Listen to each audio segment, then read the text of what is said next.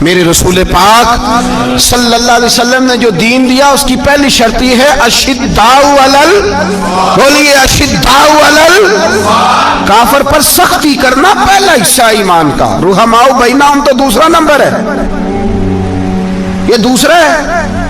تمہاری سختی صرف اس کے خلاف ہے جو تمہارے مفادات کو ٹھیس پہنچائے، جو تمہاری سنے نا۔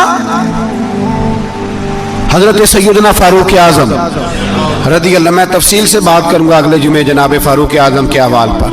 حضرت عمر فاروق رضی اللہ تعالیٰ عنہ بدر کے میدان میں جب نکلے نا، بدر میں، تو حضرت عمر سے حضور نے تجویز مانگی، فرمایا صف بندی کیسے کریں، کس طرح لڑنا ہے؟ جناب عمر فاروق رضی اللہ تعالیٰ عنہ کہنے لگے حضور یہ جتنے آئے ہیں نا کافر لڑنے، یہ کسی کا کوئی چاچا لگتا ہے، کسی کا کوئی ماموں لگتا ہے، کسی کا بھائی ہے، کسی کا بیٹا ہے، تو محبوبہ صف بندی کی کیا ضرورت ہے؟ جو میرے رشتہ دار ہے میرے حوالے کرے، میں گردنیں کاٹ کے آپ کو دیتا ہوں۔ جو ابو بکر کے رشتہ دار ہے وہ ابو بکر کے حوالے کرے، وہ گردن کاٹ کے دے۔ جو علی کا کچھ لگتا ہے وہ علی کے حوالے کرے۔ ہم دنیا کو بتائیں گے کہ اشداء علل کفار، اشداء علل، اس کے لیے ہمارے پاس سختی ہے، کوئی نرمی، وہ ہمارا سگا بھی ہو تو اس کے حق میں کوئی نرمی۔ حضرت عمر نے اپنے سگے ماموں کی گردن کاٹی بدر کے دن، سگے ماموں کی۔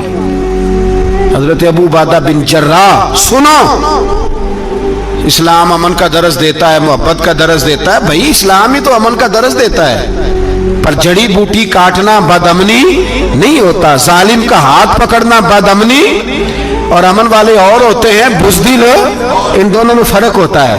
امن والا بننے کا کہا گیا ہے، بزدل بننے کا کہا۔ میرے نبی پاک نے جو بدر میں تلوار اٹھائی تھی، زرہ پہنی تھی، حضور علیہ السلام نے لوہے کی جیکٹ پہنی تھی، تو وہ بھی میرے رسول پاک نے امن کے لیے ہی پہنی تھی۔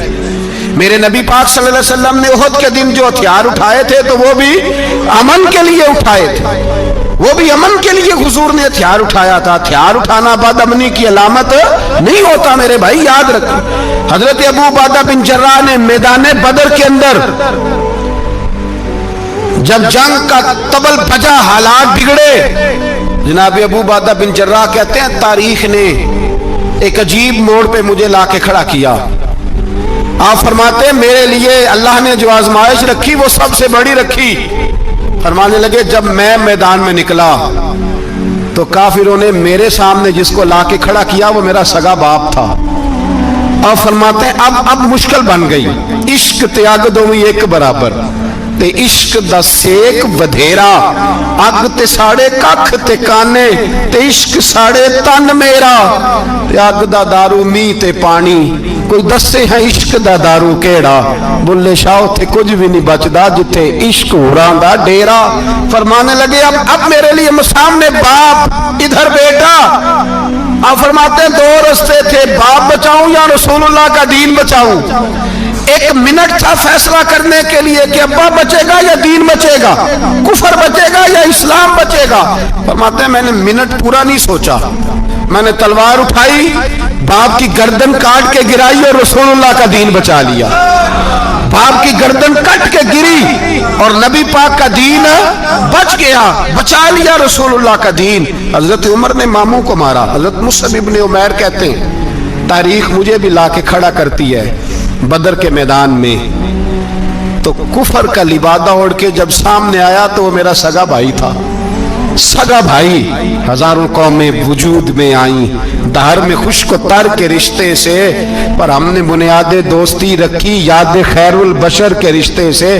سگا بھائی کفر کا نمائندہ بن کے سامنے کھڑا ہوا۔ مجھے اکٹھے کھیلنا بھی یاد تھا، مجھے ایک برتن میں روٹی کھانا بھی یاد تھا، ایک ماں سے لوریاں سننا بھی یاد تھا۔ فرماتے ہیں یہ سارا کچھ یاد تھا، پر اسلام کے حق میں دیا ہوا خطبہ جو محمد عربی نے دیا تھا وہ بھی مجھے یاد تھا، مجھے رسول اللہ کی بتائی ہوئی باتیں بھی۔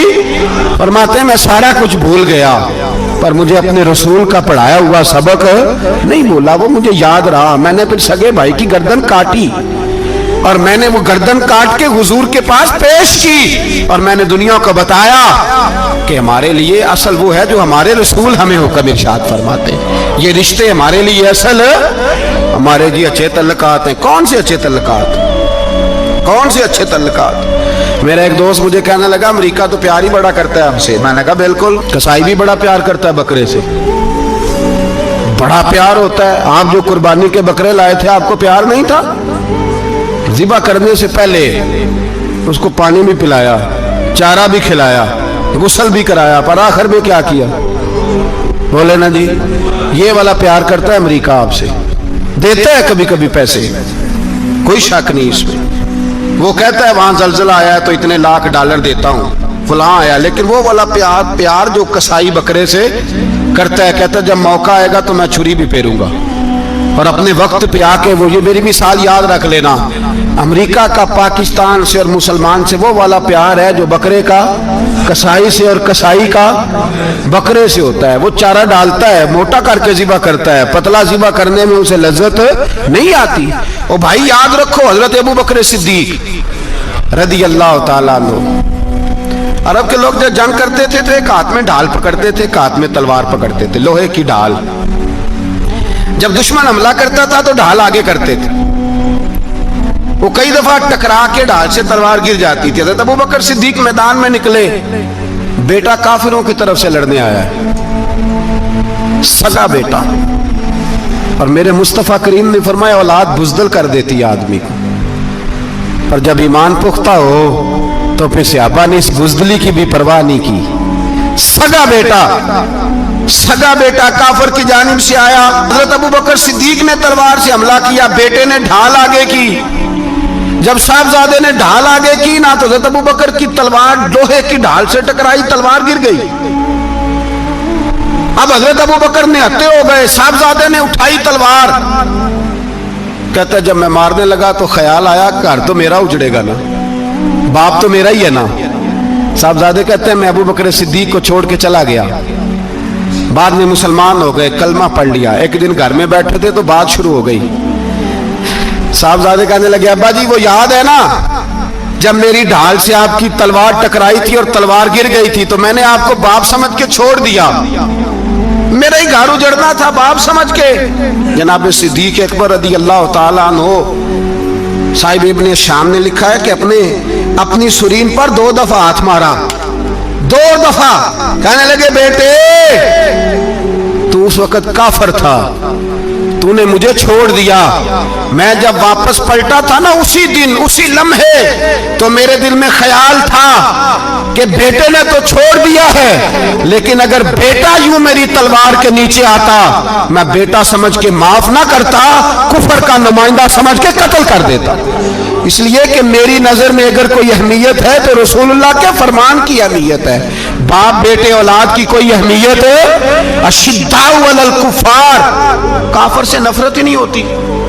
یہاں تو موج لگ گئی ہے ایک عام نوجوان سے لے کے عام آدمی سے وزیر اعظم تک کی سوچ یہ ہے کہ رہائش امریکہ میں ہونی چاہیے, لندن میں ہونا چاہیے, بس یہی سوچ ہے.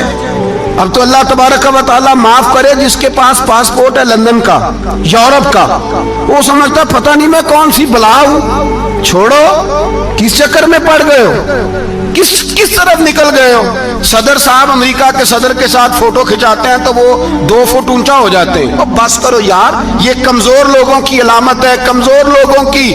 حضرت عمر فاروق رضی اللہ, مجھے پلٹ کے یاد آتے ہیں سیدنا فاروق اعظم. حضرت فاروق اعظم رضی اللہ تعالیٰ عنہ سے عیسائی بادشاہ نے کہا میں ملنا چاہتا ہوں. آپ فرمانے لگے ٹائم نہیں, جو تجھے ملنا ہے وہ مدینے کے غریبوں کو نہ ملوں گا, وہ رسول اللہ کے نوکروں کو نہیں ملوں گا. تجھے مل کے کیا کرنا ہے؟ میں انہیں ملوں گا جن کے لبوں پہ رسول اللہ کا درود جاری ہے, جو مصطفیٰ سے پیار کرتے ہیں. مجھے تجھ سے ملنے کی کوئی ضرورت ہے؟ ہمارے ہاں وہ نفرت نہیں کفر کے لیے جو مسلمان کے دل میں ہونی چاہیے, وہ مزاج ہی نہیں ہمارا, وہ شعور ہی نہیں. ہم جب بھی اتحاد کرتے ہیں کافر سے اتحاد کر کے اپنے ہی بھائی کو مارنے لگتے ہیں. وہ دی لڑائی ہو رہی تھی, بھائی کا بھائی سے اختلاف نہیں ہوتا گھر کے اندر, پھر وہ دشمنوں کو بلا کے لاتا ہے کہ میرے بھائی کو مارو. ایسا ہوا ہے کبھی؟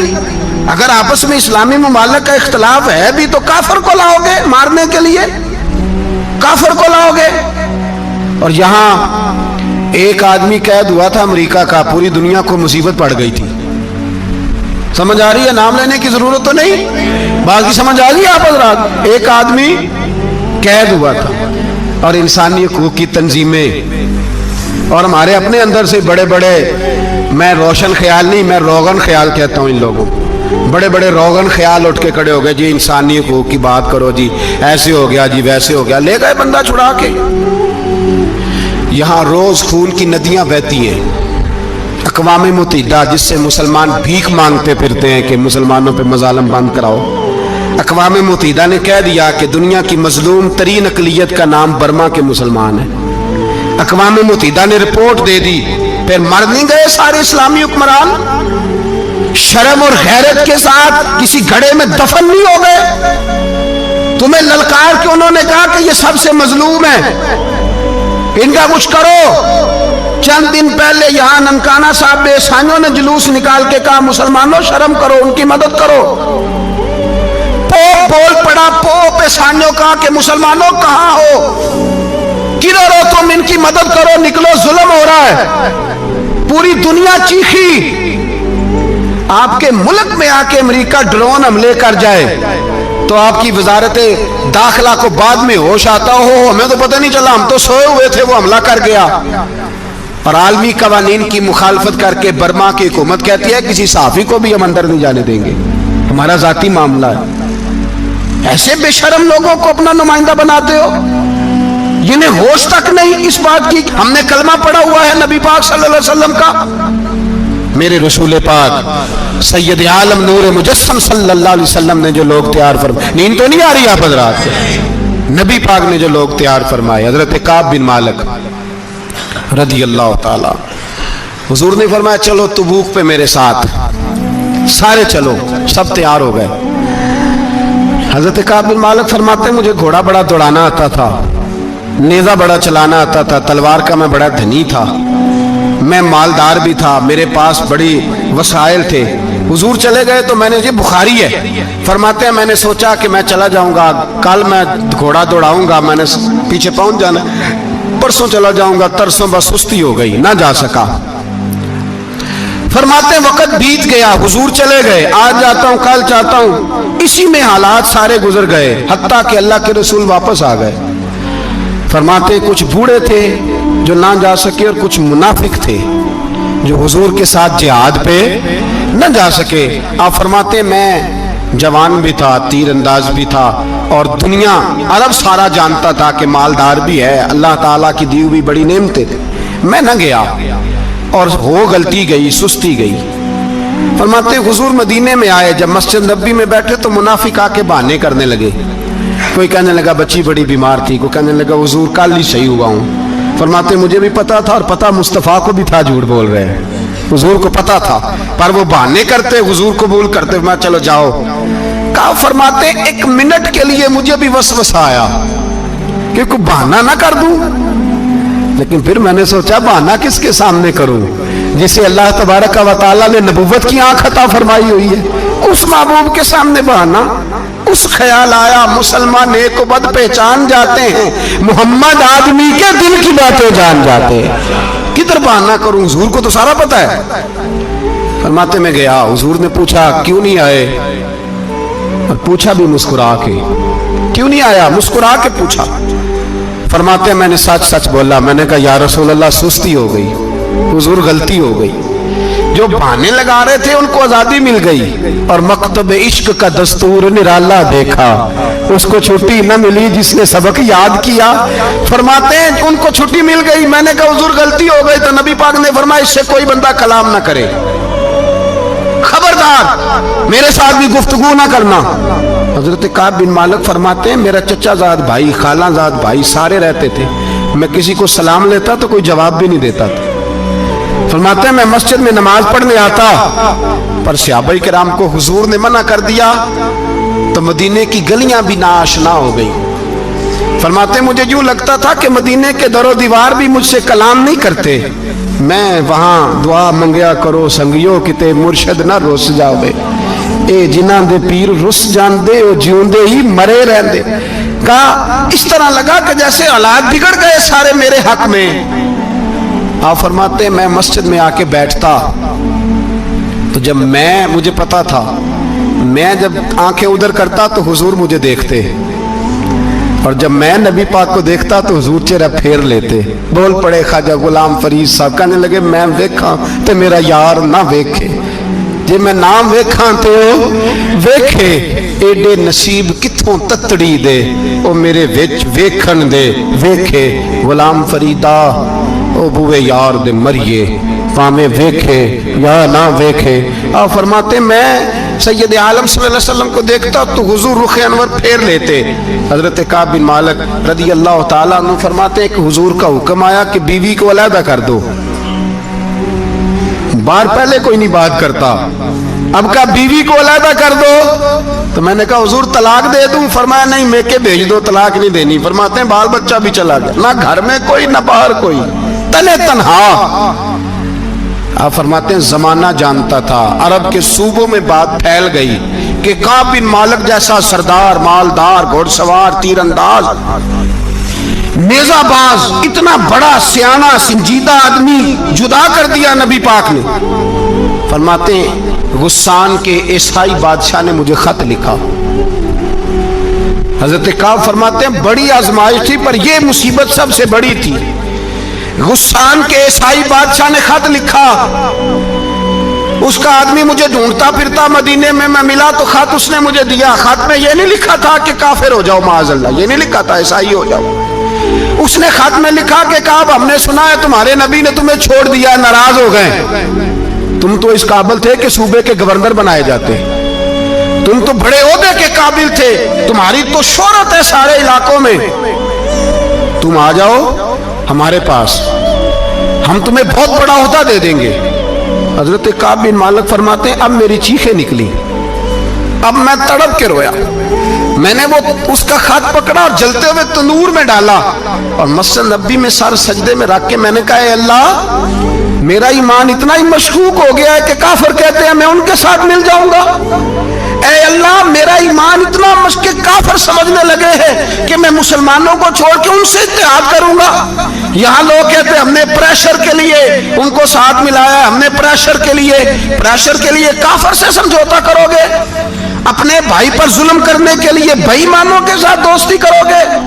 حضرت کعب بن مالک فرماتے میں نے تندور میں ڈالا، میں تڑپ کے رویا، میں نے کہا اے اللہ، میرا اتنا امتحان نہ لے کہ کافر سوچنے لگے کہ میں اسے سمجھوتا کروں گا، اے اللہ مہربانی فرما، اتنا امتحان نہ لے۔ روتے روتے گھر گیا، سحری تک روتا رہا۔ ایک آدمی دوڑا آیا، کہنے لگا کعب جلدی چل، حضرت جبریل آ گئے ہیں، اللہ نے تیری توبہ قبول فرما لی ہے، رسول پاک نے تجھے یاد فرمایا ہے، چل آ جا۔ حضرت کعب بن مالک فرماتے میں قدموں میں گرا اور میں نے کہا محبوبہ میرا سارا ہی مال لے لے، حضور میری ساری صلاحیتیں لے لیں، رکھ لیں سارا کچھ، مجھے وہ مال نہیں چاہیے جو آپ کے دروازے سے دور کر دے، حضور وہ دولتیں میرے کس کام کی جو آپ کے دروازے سے دور کر دے، بے نور بے چراغ جو محفل ہو پھونک دو، اعظم بلا سے اپنی وہ ہستی ہی کیوں نہ ہو، جو چیز اس کی راہ میں حائل ہو پھونک دو۔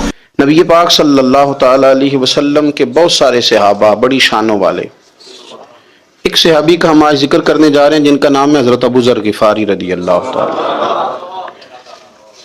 ہمارے صوفیاء تصوف میں ایک جملہ بولتے ہیں کہ تیرا تو فقر فقر ابو ذر ہے، یعنی جن کو صحیح درویش کہتے ہیں نا، صحیح درویش۔ مولا علی شیر خدا رضی اللہ تعالیٰ عنہ فرمایا کرتے دو ہی تو بندے ہیں جو رب کے رستے میں کسی شے کی پرواہ نہیں کرتے۔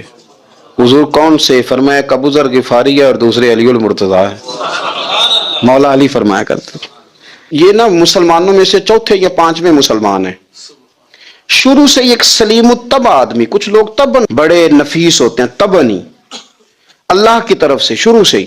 ان کا جو قبیلہ تھا بنو غفار وہ رہزنی کرتا تھا، لوگوں کو لوٹ لیتا تھا، شروع میں یہ کام کیا لیکن جب کچھ لوگوں کی چیخیں کانوں میں گئیں تو چھوڑ دیا، فرمایا نہیں یار طبیعت نہیں مانتی، اور نبی پاک کا کلمہ پڑھنے سے پہلے ہی بتوں کی پوجا چھوڑ کے رب کی عبادت شروع کر دی۔ لوگ پوچھا کرتے تھے آپ عبادت تو کرتے تھے پر منہ کدھر کرتے تھے؟ فرماتے تھے جدھر وہ کرا لیتا تھا کر لیتے تھے۔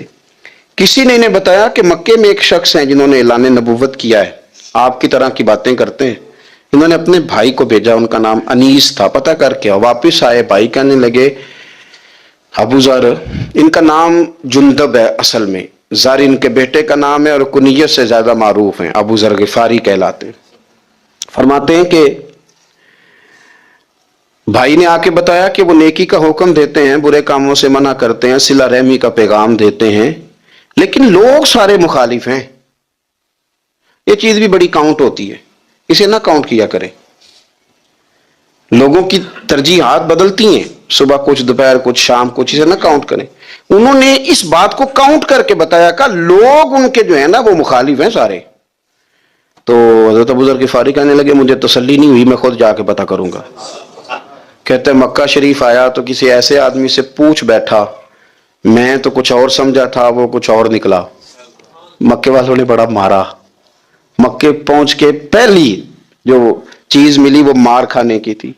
اب میں ڈرتے کسی سے پوچھتا ہی نہ، بھوک بھی بڑی تھی، رہنے کو جگہ نہیں تھی، حرم شریف میں لیٹا رہتا تھا۔ میرے نصیب دیکھو، مجھے ایک شخص نے آ کے ہلایا، کہنے لگے اگر مناسب سمجھیں تو میں آپ کو دیکھ رہا ہوں کافی دیر سے، آپ کوئی پردیسی ہیں، آپ کا اپنا مہمان نہ بنا لوں۔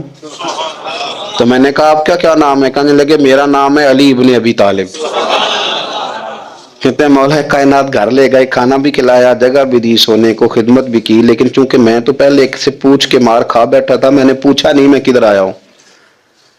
رات رہے، اگلی رات بھی رہے، لیکن میں نے بتایا نہیں میں کس کام آیا ہوں۔ حضرت ابو ذر غفاری رضی اللہ تعالیٰ عنہ کہتے ہیں خود ہی مولا علی نے پوچھا بتا سکتے ہو کیسے آئے ہو؟ میں نے کہا رات رکھ لو گے؟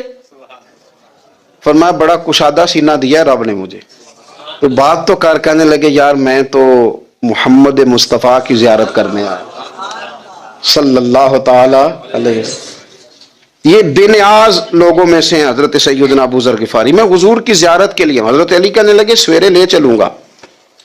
انسان بزدل نہیں ہوتا، ہر انسان بزدل نہیں ہوتا، اور بلا وجہ ٹکراؤ کی پالیسی بنا لینا یہ بھی سیانے لوگوں کا کام نہیں۔ حکمت کے تقاضوں کے مطابق چلنا یہ بھی دلیر لوگوں کا ہی کام ہوتا ہے۔ حضرت مولا علی کہنے لگے صبح لے کے چلوں گا، پر حالات ٹھیک نہیں، شرارتی لوگ ہر جگہ ہوتے ہیں، اگر کوئی شرارتیوں کا ٹولہ ملا نا جو کھڑا ہوگا جاسوسی کرنے کے لیے کہ حضور کی طرف کون کون جا رہا ہے، تو میں نیچے جھکوں گا جوتے کا تسمہ ٹھیک کرنے کے لیے، لیکن آپ نے نہیں کھڑے ہونا، آپ نے چلتے رہنا ہے تاکہ کسی کو شک نہ ہو۔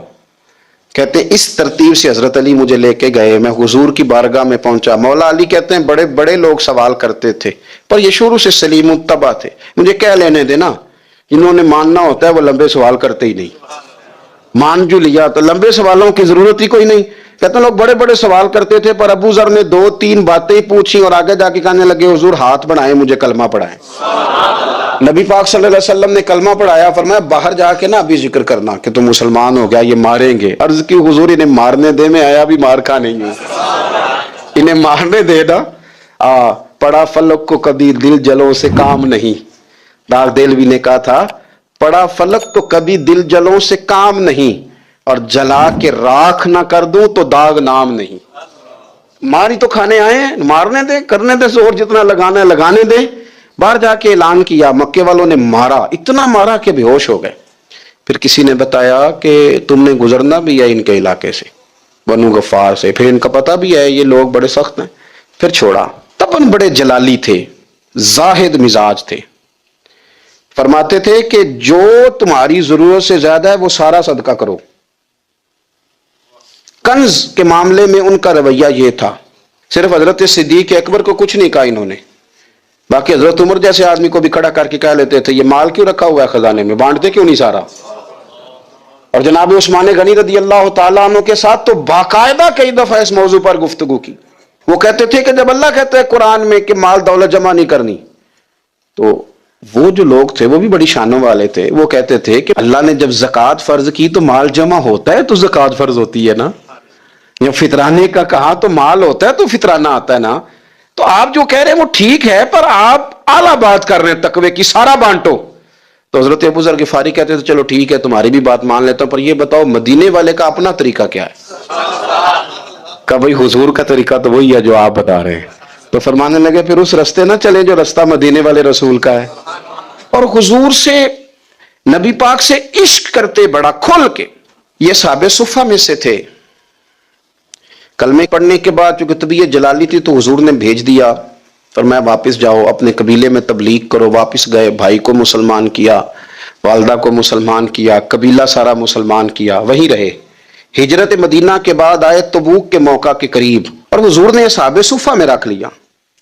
نوکری کرتے مدینے والے رسول کی، دلیر آدمی تھے، بڑا قبیلہ تھا، پر ڈیوٹی کرتے، ڈیوٹی خدمت کرتے۔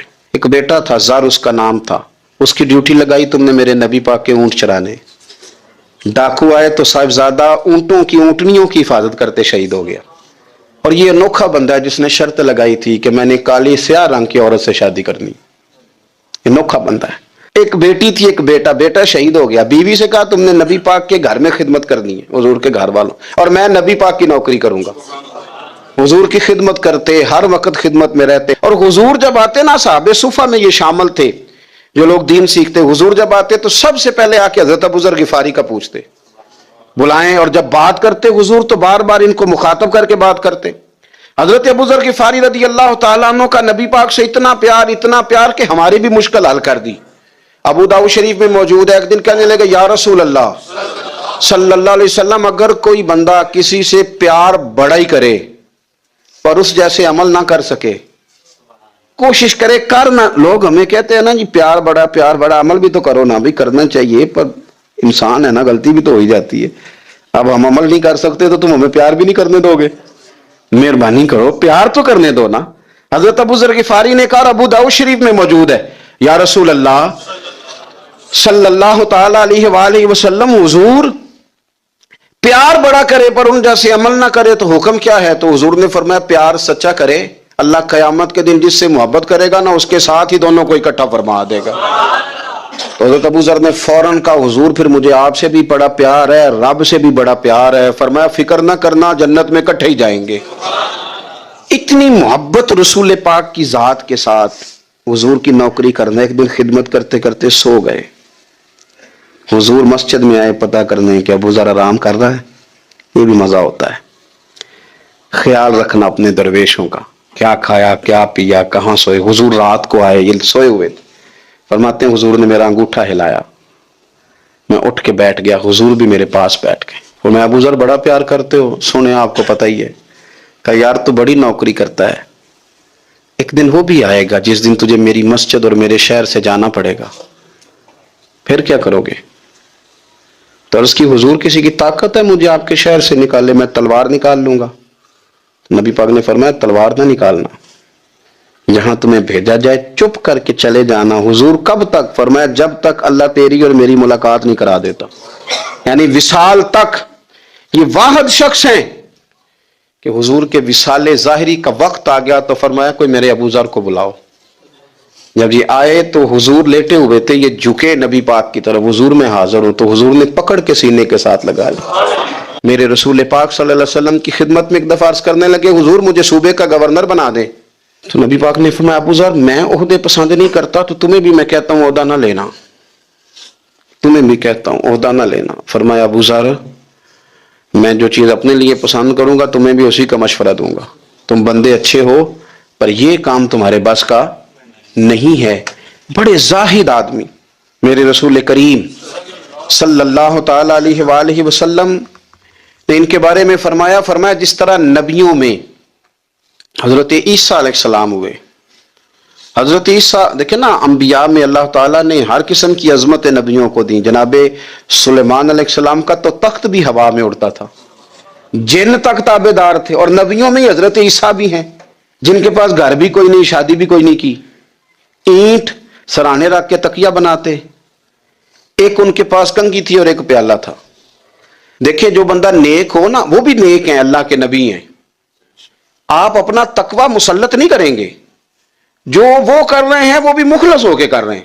حکومتیں جو چلانی ہیں تو وہ کس نے چلانی ہے؟ اگر نیک بندے نہیں آئیں گے تو غلط لوگ آئیں گے، قوموں پہ ظلم کریں، وہ بھی اپنی جگہ ٹھیک ہے، لیکن یہ جو کر رہے ہیں یہ بات بھی اپنی جگہ بالکل ٹھیک ہے۔ ہم پتہ کیا کرتے ہیں، ہم چیزوں کو مسلط کرتے ہیں، ایک دوسرے پر مسلط نہیں کریں چیزوں کو۔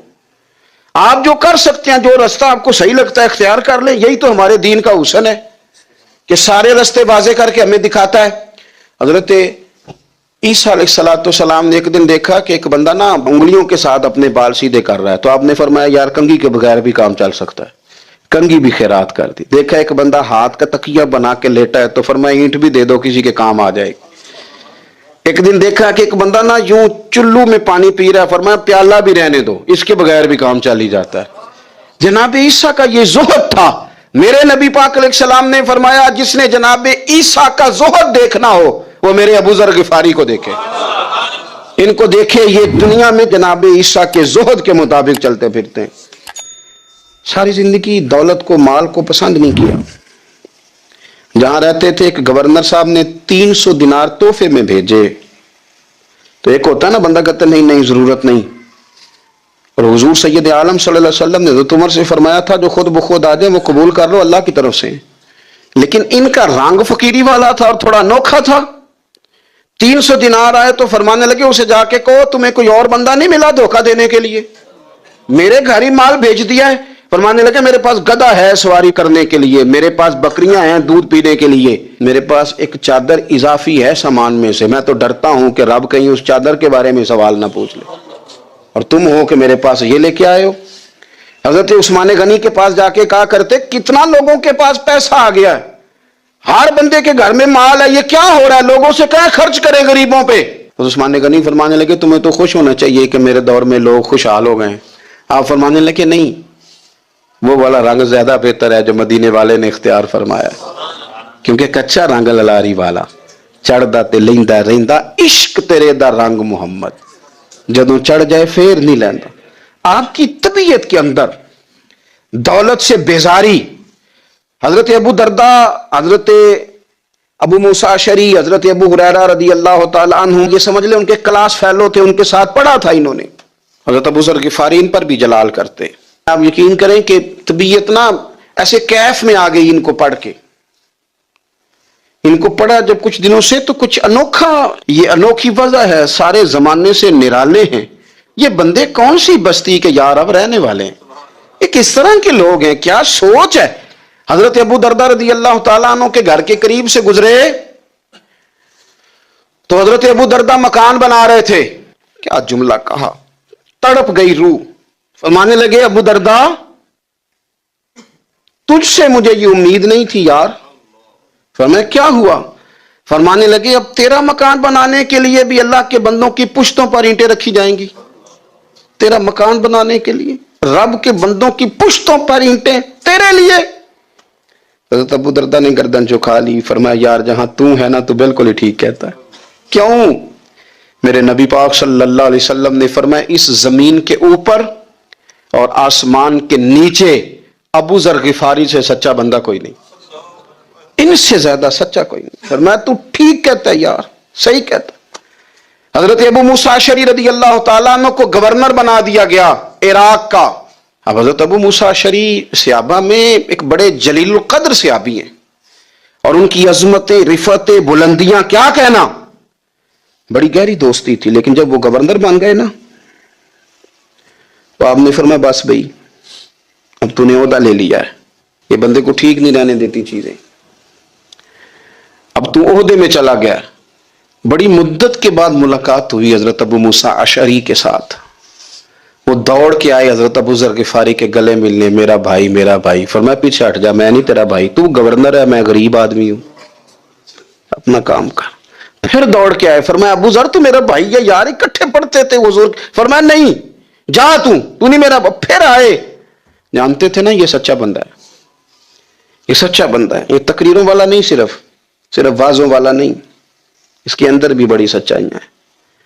قریب آئے، آ کے کہا یار تو میرا بھائی ہے، میرے سینے لاگ۔ فرمانے لگے تو تیسری بار آیا ہے، مومن ہے، میں منہ نہیں موڑ سکتا، پر پہلے مجھے بتا گورنر بننے کے بعد تو نے مکان کتنے بنائے، باغ کتنے لگائے، چکیاں کتنی لگائیں، کتنے تو نے چیزیں بنائی ہیں، پہلے بتا۔ تو ابو موسیٰ اشعری نے ان کا ہاتھ پکڑا، رونے لگے، کہنے لگے جس محبوب سے تو نے تربیت لی ہے میں بھی انہی کا نوکر ہوں، ان کپڑوں میں عراق گیا تھا، میرے ہاتھ بھی وہی ہیں یار، کیا بات کرتا ہے تو، میرے وہی ہیں۔ مجھے بتا اگر یہ عہدے خدمت کے ہم نہیں لیں گے تو پھر کیا ظالموں کو دیں گے، غیروں کو دیں گے؟ نہ کر، کچھ نہیں بنایا۔ حضرت سیدنا ابو موسیٰ اشعری رضی اللہ تعالیٰ عنہ روئے، اور جب کہا نا کوئی شے نہیں میرے پاس، تو فرمایا اچھا کل آ جا، پھر سینے لگ جا، تو واقعی میرا بھائی ہے۔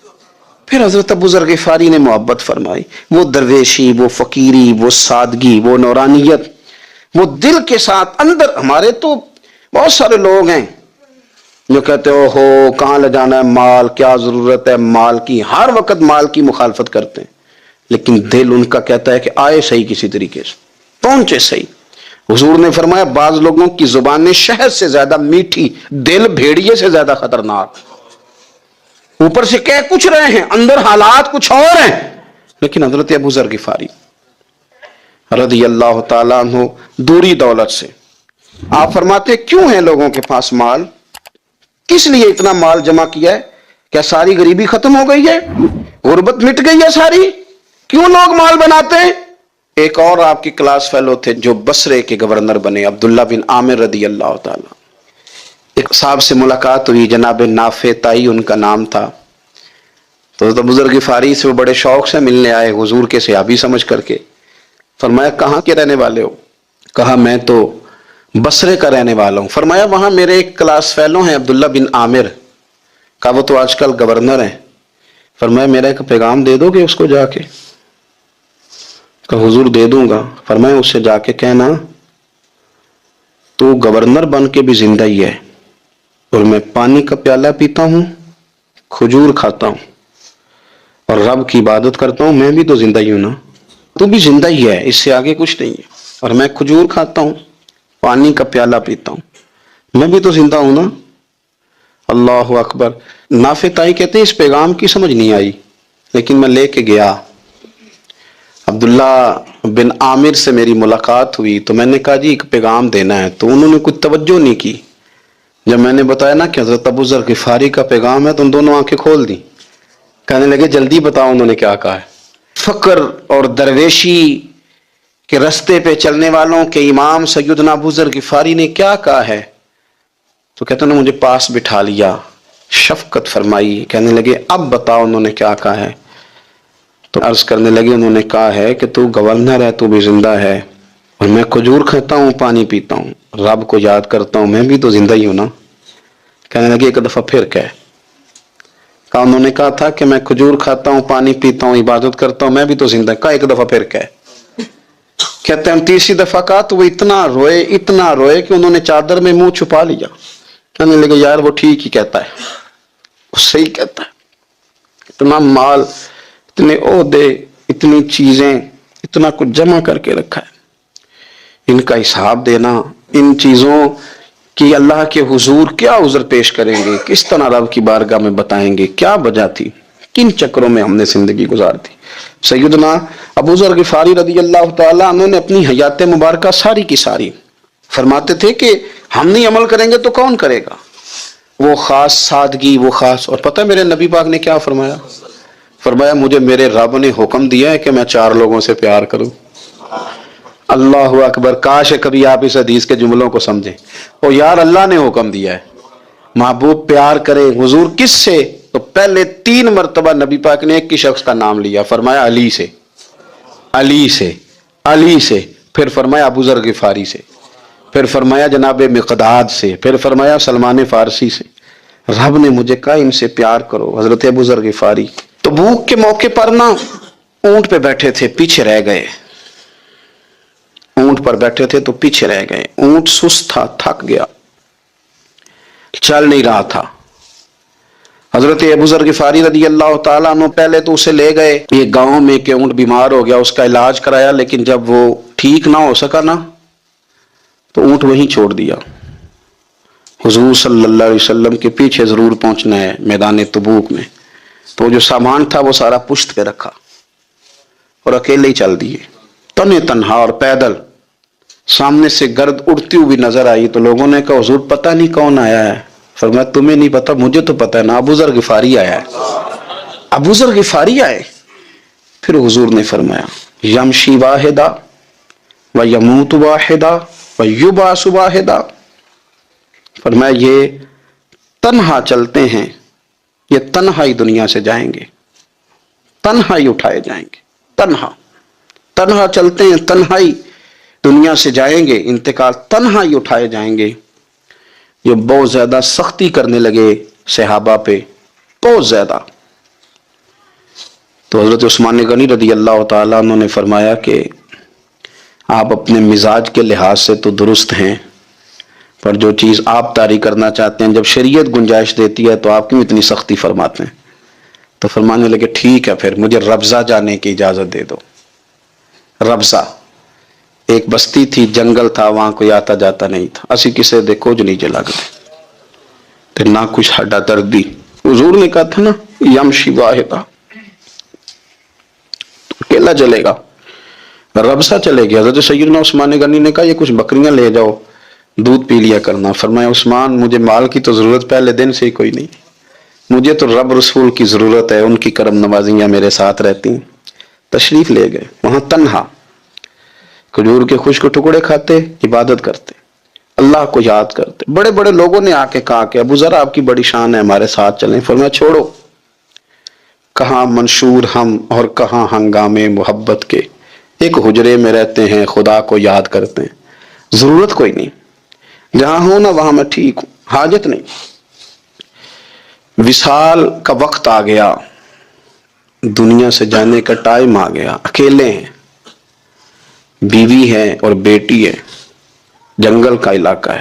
حج ہو گیا، رستے بند ہو گئے، بیمار ہو گئے. اپنی اہلیہ کو بلا کے کہنے لگے اب میں بچوں گا نہیں، اب جانے کا وقت آ گیا. میں نے فقیری جو حضور کی دیکھی تھی اس میں نے وقت گزارا ہے، اور دیکھ میں جا بھی فقیری میرا لے سجدہ سا توڑ نہیں پائی، جان بھی دیتی تیرا تیرے. اب جانے کا وقت ہے تو اس طرح کرنا، اگر تیرے پاس کوئی کپڑا ہوا تو مجھے کفن دے دینا، نہ ہوا تو اللہ کے سپرد کر دینا.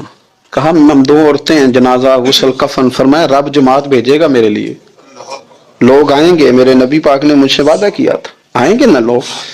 تو اہلیہ کہنے لگی ابو ذر آپ کو کیسے پتا ہے کہ آپ اس صحرا میں انتقال کر جائیں گے؟ اللہ شفا دینے والا ہے. فرمانے لگے ہم 3-4 لوگ بیٹھے تھے تو حضور نے فرمایا تھا تم میں سے ایک شخص صحرا میں اکیلا انتقال کر جائے گا. تو میرے جتنے باقی ساتھی تھے وہ سارے انتقال کر گئے، اب میں اکیلا ہی بچا ہوں، مجھے پتا ہے وہ میں ہی ہوں.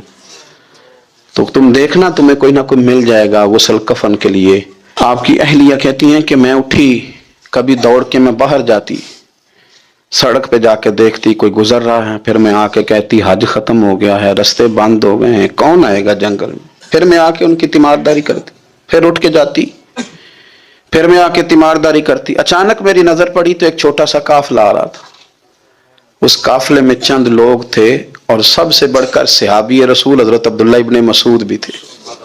میں نے ان کو اشارہ کیا تو وہ دوڑے آئے، کہنے لگے بہن کیا ہے؟ میں نے کہا یہاں ایک شخص ہے، تمہاری تھوڑی سی ضرورت ہے اس کو. تو عبداللہ ابن مسعود کہنے لگے کون ہے بی بی؟ کہتے ہیں میں نے کہا کہ وہ ابو ذر غفاری ہیں. کہتے تڑپ کے روئے عبداللہ ابن مسعود، تڑپ کے کہنے لگے ابو ذر میرے نبی پاک کا پیارا، میرے ماں بھی اس پہ قربان، میرا باپ بھی قربان، کدھر ہے جلدی بتاؤ. کہتی میں لے آئی. 4-5 لوگ تھے وہ. تو سیدنا ابو ذر غفاری کہنے لگے عبداللہ میرا وصال ہو جائے گا لیکن یاد رکھنا میری بیوی کے پاس کفن کے لیے کپڑا موجود نہیں. اور لہو سجنا سا توڑ ہی نہیں پائی، جان بھی دیتی تیرا تیرے، کفن کے لیے کپڑا نہیں ہے. لیکن تم میں سے نا وہ بندہ کوئی کپڑا نہ دے جو کبھی کسی سرکاری عہدے پہ رہا ہو، وہ بندہ میرے کفن کے لیے کپڑا نہ دے کسی سرکاری عہدے پہ رہا ہو. ایک انصاری جوان کہنے لگا ابو ذر میں کبھی کسی عہدے پہ نہیں رہا، اگر آپ میری چادر قبول کر لیں کفن کے لیے تو میں ٹھیک ہے. میں نے نا حضور کے طریقے پر زندگی گزاری ہے، چپ کر کے میرا جنازہ پڑھ دینا اور مجھے کہیں اور نہ لے کے جانا. اسی کسے دیکھو جو نہیں لگتے نہ کوئی ساڈا دردی، یہی کسی صحرا میں جنگل میں یہی کوئی قبر کھود کے مجھے دفن کر دینا، مجھے جانے نہیں ہے کسی جگہ. حضرت عبداللہ ابن مسعود رضی اللہ تعالیٰ عنہ نے جنازہ پڑھایا، اور اس درویش کو جو 5ویں یا 4تھے مسلمان ہیں ان کو وہاں دفن کیا. جب خبر پہنچی نا مدینے تو سب سے زیادہ آنسو مولا علی نے بہائے، سب سے زیادہ حضرت علی نے. لوگوں نے کہا اتنا کیوں روتے ہو؟ فرمایا 2 ہی تو بندے تھے جو اللہ کے راستے میں کسی کی پرواہ نہیں کرتے تھے، اب ایک ہی رہ گیا ہے. کہا حضور کیا مطلب؟ فرمایا دو ہی تھے، ایک ابو ذر اور ایک علی. اب اکیلا علی تو رہ گیا، وہ چھوڑ کے چلے گئے. حضرت سیدنا ابو ذر غفاری رضی اللہ تعالیٰ عنہ، اس عظیم شخص کا نام ہے. سردار قبیلے سے تعلق تھا، بڑے بہادر تھے، پر حضور کو فقیری میں دیکھا تو پھر زندگی اسی فقیری میں گزارتی، اسی فقیری میں، اسی طریقے میں وفا کر کے نا اسی رنگ میں گزار دی، انہی نقشوں پہ رہے. اگرچہ جائز تھا، بڑے بڑے لوگ تھے، حضرت عبد الرحمن ابن عوف، بڑا مال تھا، حضور نے ان کو جنتی کہا، ان کے پیچھے نماز پڑھی، سب ٹھیک تھا، پر فرماتے تھے یار میں انکار نہیں کرتا، پر میرے نبی نے فقیری کی. حضور نے ایک وقت کھایا، ایک وقت بھوک کاٹی. تم کس طرح بھر بھر کے پیٹ کھاتے ہو، تم کس طرح اتنی آسانیاں دیکھتے ہو. حضرت ابو ذر غفاری فرماتے تھے مجھے میرے نبی پاک نے 6 باتوں کی وصیت کی تھی. اپنے بچوں کو بتاتے تھے، دوستوں کو 6 باتوں کی حضور نے وصیت کی تھی. سب سے پہلے حضور نے فرمایا تھا ابو ذر مسکینوں سے محبت کرتے رہنا. دوسرا نبی پاک صلی اللہ علیہ وسلم نے فرمایا تھا جب بھی دیکھنا نیچے والوں کو دیکھنا، اوپر والوں کو نہ دیکھنا. مالداروں جاگیرداروں پہ توجہ نہ کرنا، ذہن خراب ہوگا. نیچے دیکھنا، غریبوں کی طرف توجہ رکھنا. تیسرے نمبر پر نبی پاک صلی اللہ علیہ وسلم نے فرمایا تھا ہر حال میں حق بات کہنا اگرچہ وہ کڑوی ہو. چوتھے نمبر پہ میرے محبوب نے فرمایا تھا اللہ کے معاملے میں کسی کی پرواہ نہ کرنا، کوئی کیا کہتا ہے کہتا رہے، تم رب کے رستے پہ چلتے رہنا، ملامت کی پرواہ نہ کرنا. اور 5ویں نمبر پر میرے نبی پاک نے مجھ سے کہا تھا اگر رشتہ دار تجھ سے تعلق توڑیں بھی نہ تو جوڑ کے رکھنا، صلہ رحمی نہ چھوڑنا. اور 6 نمبر پر حضور نے فرمایا تھا اللہ کے عرش کے خزانوں میں سے خزانہ ہے لا حول ولا قوت الا باللہ العلی العظیم. حضور نے فرمایا اسے پڑھتے رہنا، اسے کبھی نہ چھوڑنا. اے اللہ ان نیک اور پاک لوگوں کا صدقہ ہمارے دلوں کو تقوی عطا فرما. قرآن مجید نے فرمایا قل ان کنتم تحبون اللہ فاتبعونی یحببکم اللہ. اے محبوب علیہ السلام آپ اپنے غلاموں سے یہ فرما دیں کہ اگر یہ اللہ سے محبت کرنا چاہتے ہیں تو آپ ان سے فرمائیں کہ میری پیروی کرو، میرے نقش قدم چلو، میری اتباع کرو. یحببکم اللہ، اللہ خود تم سے محبت فرمائے گا. نبی پاک علیہ السلام کی اتباع، حضور کی پیروی، نبی پاک کے نقش قدم چلنا، یہ انسان کو معرفت الہی دیتا ہے. آپ کو پتہ ہے صحابہ کرام علیہم رضوان نے جب کلمے پڑھے مسلمان ہوئے، ایمان کی، یقین کی، تیقن کی دولت انہیں نصیب ہوئی تو پھر ان کے رنگ ڈھنگ بدل گئے. بڑا مشکل کام ہے اپنا کمایا ہوا مال محنت کا لا کے خرچ کرنا، لیکن جب رضائے الہی پورے طور پر مطلوب ہو اور معرفت الہی کا رنگ چڑھا ہوا ہو اور انسان کو طے ہو جائے کہ اب یہ مال میرے رب کی رضا کا ذریعہ بنے گا، تو پھر حالت یہ ہوتی ہے کہ جناب صدیق اکبر نے تن کے کپڑے بھی اتار دیے اور ٹاٹ کا لباس پہن لیا. تینوں لب دیاں آپ گواچے، سانو اپنی خبر نہ کوئی، ساتھوں تے پارے نے ککھ گلیاں دے، سانو آخ دے لوگ شدائی، اسا لنگ نموس دا ساڑ کے چولا، گل پہنے تاج گدائی، او سجنا اپنا آپ گوایا تاں یار نے چاتی پائی. جب آپ کو معرفت الہی کا یہ جذبہ نصیب ہوتا ہے، یہ ذوق نصیب ہوتا ہے، یہ شوق نصیب ہوتا ہے، تو پھر انسان طلب کرتا ہے. نبی پاک صلی اللہ تعالی علیہ وسلم نے فرمایا شہید بھلا اللہ کی بارگاہ میں کیا خواہش کرتا ہے؟ اللہ کرے آپ کی زیادہ توجہ میری طرف ہو جائے. ہمارا سارا دھیان لے ہی ہمارا موبائل گیا ہے، شریکہ ہی بن گیا ہے. 2 4 5 لوگ بنا لیں، باقیوں کو دے دیں، اور جس نے بنانی ہے وہ ضرور بنائے، پر بات تو میری سنیں نا. آپ لائیو کومنٹس بعد میں دیکھ لیجئے گا. عزیز دوست میری بات پر غور فرمائیں. جب آپ معرفت الہی تک پہنچ جاتے ہیں تو حضور فرماتے ہیں شہید اللہ کی بارگاہ میں عرض کرتا ہے مالک اب ایک دفعہ پھر بھیجے نا دنیا میں، اور پھر موقع ملے نا شہید ہونے کا. تیری جنت میں بڑا لطف ہے، لیکن گویا جو تیری راہ میں سر کٹانے کا مزہ ہے میرے عزیز، جب نبی پاک کی پیروی کی جاتی ہے تو معرفت الہی انسان کو جینے کا سلیقہ آ جاتا ہے، اسے محسوس ہوتا ہے کہ میں کوئی بڑا بامقصد کام کر رہا ہوں۔ پھر پتھر کھانا، تبلیغ کرنا، جدوجہد کرنا، کانٹوں پہ چلنا، یہ سارے کام مزہ دینے لگ جاتے ہیں۔ جب کوئی مقصد حیات ہاتھ آ جاتا ہے نا، پھر تھوڑے وقت سو کے بھی انسان نیند پوری کر لیتا ہے، تھوڑے پیسوں پر بھی گزارا ہو جاتا ہے، پھر سادہ لباس بھی ہو، سادہ کپڑے بھی ہوں، مسجد میں سونا بھی ہو، تو حضرت بلال حبشی مطمئن وقت گزارتے ہیں۔ پھر اطمینان، جب معرفت الہی نصیب ہو جائے، محبت الہی نصیب ہو جائے، حضور علیہ السلام نے معراج سے واپس آ کے فرمایا بلال کیا عمل کرتے ہو؟ یا رسول اللہ کیا ہوا؟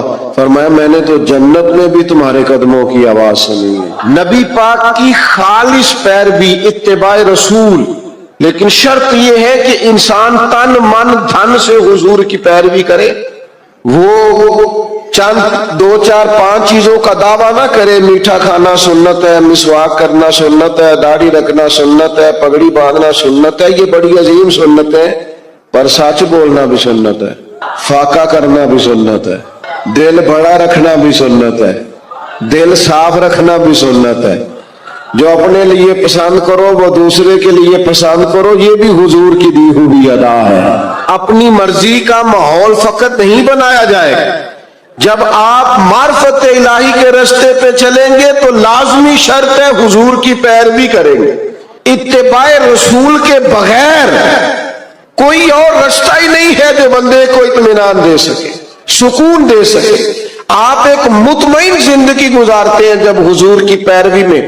آپ دنیا میں دیکھ لیں، بہت زیادہ مہنگے کپڑے پہننے والے لوگوں سے ملاقاتیں کر لیں، بہت نئے جدید دور کا فیشن اوڑھنے والے لوگوں سے آپ مل لیں، وہ بیچارے بے چین ہی بڑے رہتے ہیں۔ 98 لوگوں نے کہہ دیا تیرے کپڑے ٹھیک لگ رہے ہیں، اور 2 نے بھی یہ نہیں کہا غلط ہے، ٹھیک نہیں، انہوں نے کہا بس ٹھیک ہے، لیکن یہ بیچارے پریشان ہو گئے کہ پتہ نہیں صحیح ہے کہ نہیں۔ حالانکہ 2 بندوں نے صرف ہلکا سا یہ کہا ہے کہ بس ٹھیک ہے، مناسب ہے، کیونکہ وہ گڈ بک میں آنا چاہتا ہے، وہ صرف دنیا کی زندگی جینا چاہتا ہے۔ المال والبنون زینت الحیات الدنیا، یہ صرف دنیا کی زینت چاہتا ہے، تو لیول یہ ہو جاتا ہے کہ بڑی مہنگی گاڑیوں میں لوگ بے چین ہیں، تبصرے کر رہے ہیں، زیادہ بول رہے ہیں، اپنی تعریفیں اپنے منہ سے کر رہے ہیں، بیچارے الجھے سے، بکھرے سے، ٹوٹتی بکھرتی باتیں کرتے ہیں۔ لیکن اگر حضور کی اتباع نصیب ہو، اگر پیروی نصیب ہو، تو حضرت عمر نے دیکھ لیا تھا ایک دفعہ سرکار کو موٹے باندھ کی چارپائی پہ لیٹے ہوئے، صحیح مسلم بخاری دونوں میں موجود ہے۔ تو عرض کی یا رسول اللہ، آپ اللہ کے محبوب ہو کے اتنی مشقت کرتے ہیں؟ تو محبوب نے فرمایا عمر تم یہ پسند نہیں کرتے کہ کیسر و کسرا دنیا میں آرام کرے اور آخر میں رسوا ہو جائے، اور ہم دنیا میں تھوڑی مشقت برداشت کریں اور آخرت کی ساری عزتیں اللہ ہمیں ہی عطا فرما دے۔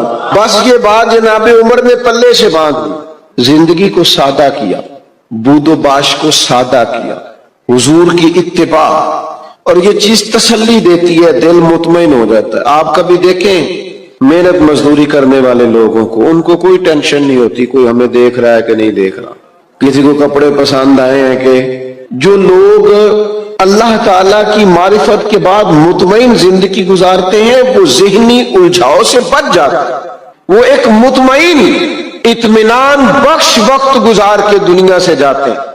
حضرت عمر رضی اللہ تعالیٰ عنہ کے زمانے میں فتوحات بہت زیادہ ہو گئی تھی، اور مال غنیمت بھی بڑی تعداد میں آتا تھا، 25 ہزار 50 ہزار دینار بدری صحابہ کو ملنے لگے تھے۔ وسعت آ گئی تھی، اور جائز بھی ہے کہ آپ کے پاس اگر پیسے ہوں، وسعت ہوں، تو آپ کو قیمتی لباس پہننے تو منع بھی نہیں، اچھا گھر بنا لے تو منع بھی نہیں۔ لیکن حضرت عمر کا لباس وہی پرانا سادہ، کئی جگہوں پہ پابند لگے ہوئے، آتے اسی سے جمعہ پڑھاتے، اسی سے فیصلہ کرتے، اپنی زندگی میں مست، کوئی پرواہ نہیں۔ بچے جب بڑے ہو جاتے ہیں پھر ہلکے ہلکے مشورے بھی تو دیتے ہیں نا، تو بچے ہلکے پھلکے مشورے بھی دیتے ہیں، ٹھیک ہے کوئی بات نہیں، سب رہنے دیں، سب ٹھیک ہے۔ تو کچھ لوگوں نے مشورہ دیا کہ اتنے بڑے لوگ جناب عمر سے ملنے آتے ہیں، وزیر مشیر اور کیا بات، اور وہی سادہ اور پھٹا پرانا اور پیوند لگا ہوا لباس. تو صاحب نے مشورہ کیا کہ حضرت عمر سے کہنا چلیں کرتا ہی نیا لے لیں، آپ کے پاس مال آتا ہے آپ سارا بانٹ دیتے ہیں، حصہ تو آپ کو بھی ملتا ہے، آپ بانٹ دیتے ہیں تو چلو تھوڑا سا حرج کیا ہے. تو صاحب نے مشورہ کیا کہ کہنا ہے حضرت عمر سے. تو ایک صحابی بولے، کہنے لگے کہنا تو ہے پر وہ شعر بھی بتاؤ جو عمر سے بات کرے گا، وہ بندہ بھی تو بتاؤ نا بھائی جو عمر فاروق سے بات کرے. تو لوگوں نے کہا ایک بندہ ہے نا جس کی عمر بات ٹالتے نہیں. کہا وہ کون ہے؟ کہا مولا علی شیر خدا. حضرت عمر ان کی بات نہیں ٹالتے. لوگوں نے حضرت علی شیر خدا کی خدمت میں عرض کی کہ حضور آپ کہیے نا جناب عمر سے کہ اب حالات بدل گئے ہیں، لوگوں کے پاس وسعت آئی ہے. حضور علیہ السلام کے زمانہ مبارکہ میں ظاہری طور پر، ورنہ تو بڑی وسعت تھی، ظاہراً اتنی وسعت نہ تھی. جناب صدیق اکبر کا زمانہ بھی کچھ ایسا ہی تھا. تو اب تو بڑا مال غنیمت آتا ہے اور حالات اور کے اور ہیں، تو حرج کیا ہے اگر نیا کرتا لے لیا جائے. تو حضرت علی کہنے لگے بالکل تمہاری بات ٹھیک ہے، توجہ ہے نا آپ کی، اور عمر سے کہنا بھی چاہیے. پر فرمانے لگے یہ بھی مجھے پتا ہے میں کہوں گا تو وہ مان لیں گے، پر یہ تمہیں بتاؤں میں نے کوئی نہیں کہنا، میں نہیں کہوں گا کیونکہ میں عمر کی طبیعت کو جانتا ہوں. کہا پھر کیا کریں؟ فرمایا سید عائشہ صدیقہ سے کہو، وہ ماں ہے نا مومنوں کی، حق رکھتی ہیں.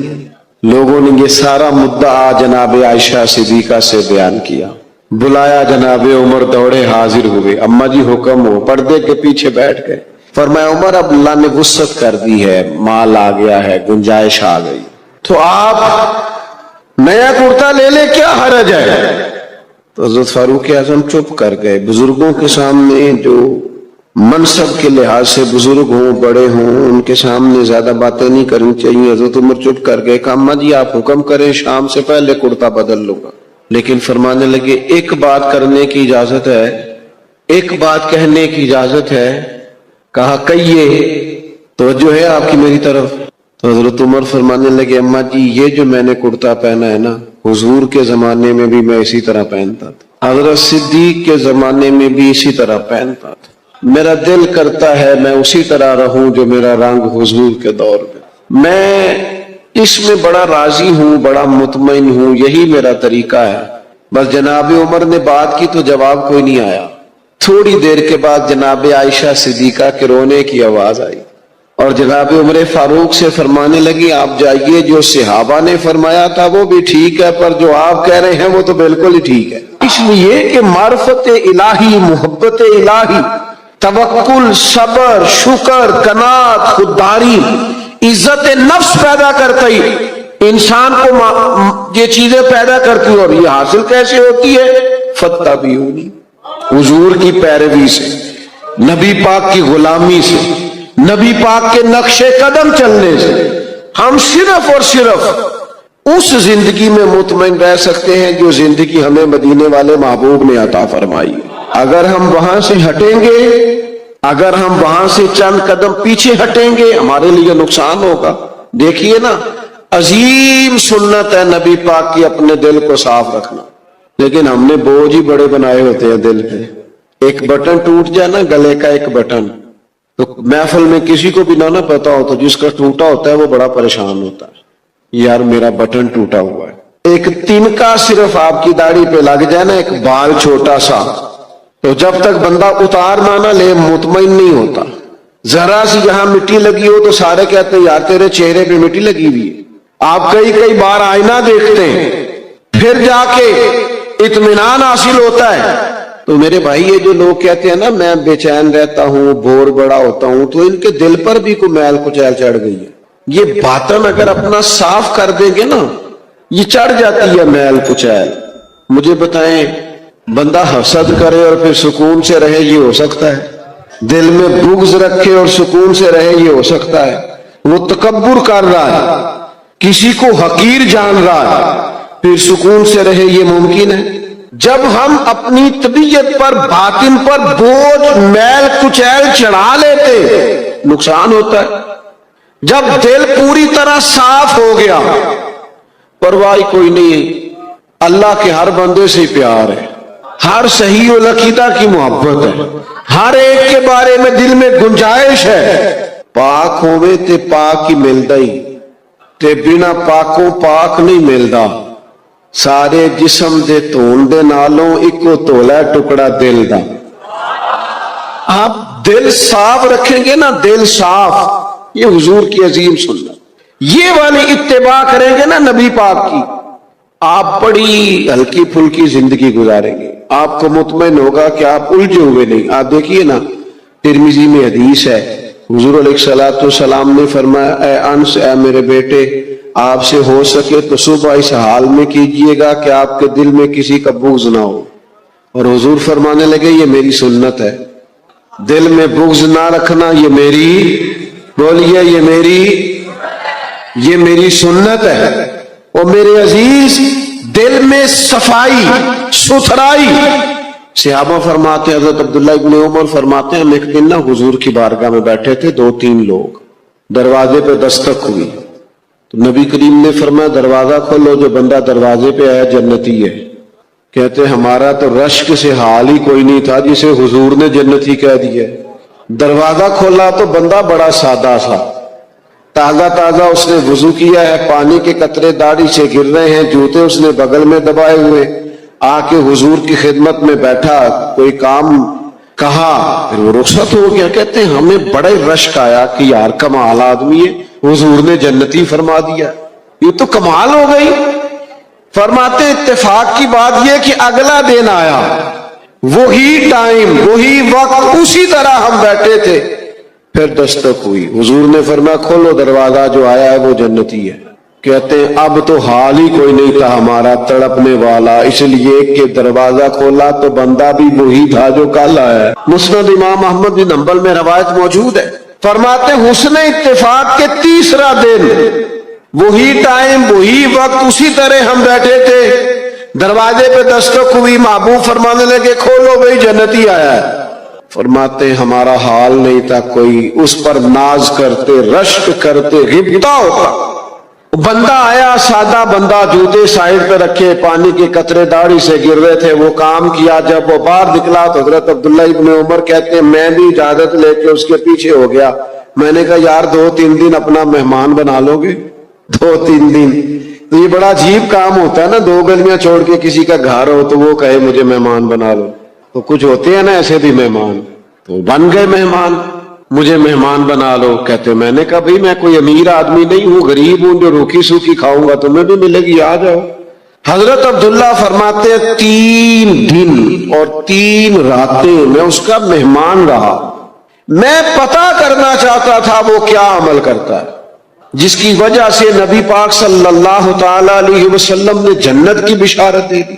मैं मालूम करना चाहता था, लेकिन आप फरमाते मैंने कोई ऐसी बात देखी नहीं। वो इशा पढ़ के सोता, फजर की नमाज तक सोया रहता, और मैं तो दरमियान में उठ के तहज्जुद भी पढ़ता था। वो तो सिर्फ करवटें बदलता तो अल्लाह का जिक्र करता, बाकी वो सारी रात उसने इशा से लेकर फजर की अजान तक आराम किया। फरमाते वो तो थोड़े सदकात करता था, मैं ज्यादा करता था।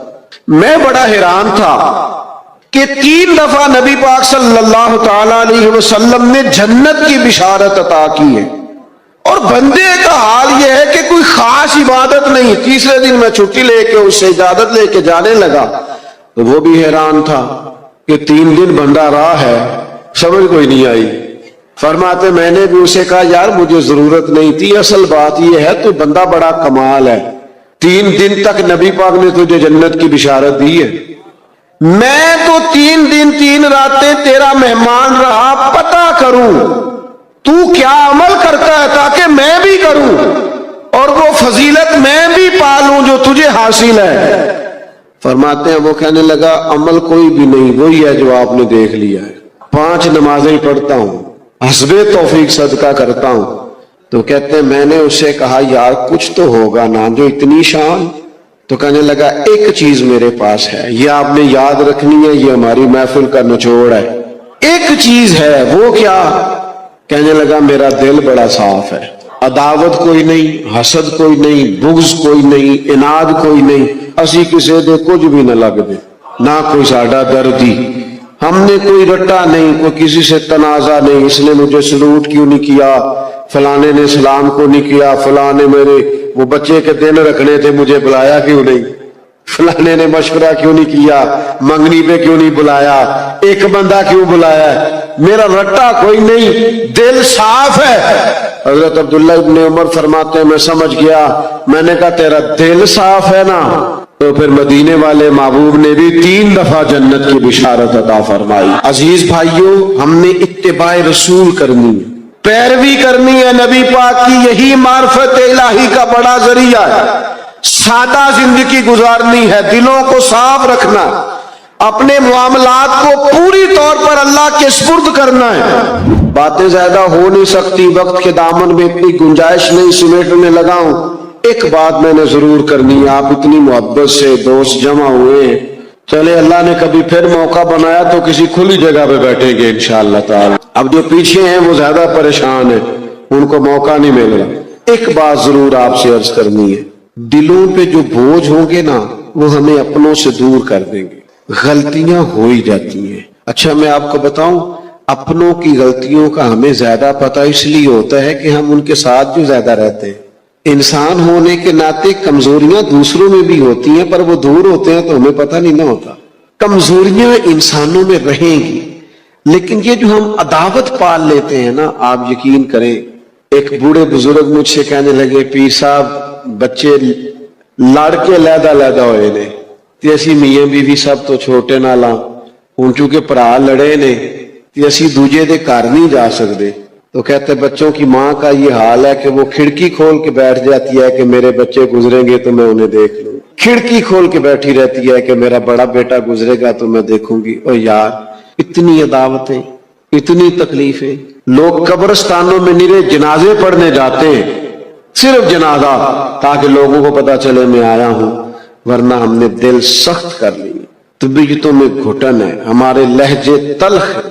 ہم حضور کا میلاد منانے آئے ہیں اور نبی پاک کی غلامی اتباع کا تو سبق یہ ہے کہ جو پتھر بھی مارے نا طائف والوں نے اور تکلیف بھی دی, تو صحابی نے کہا حضور کرے نا دعا یہ تباہ ہو جائیں, تو فرمایا دعا نہیں کرنی ان کی تباہی کی, اس لیے کہ یہ نہیں مانتے تو ان کی آنے والی نسلیں مان جائیں.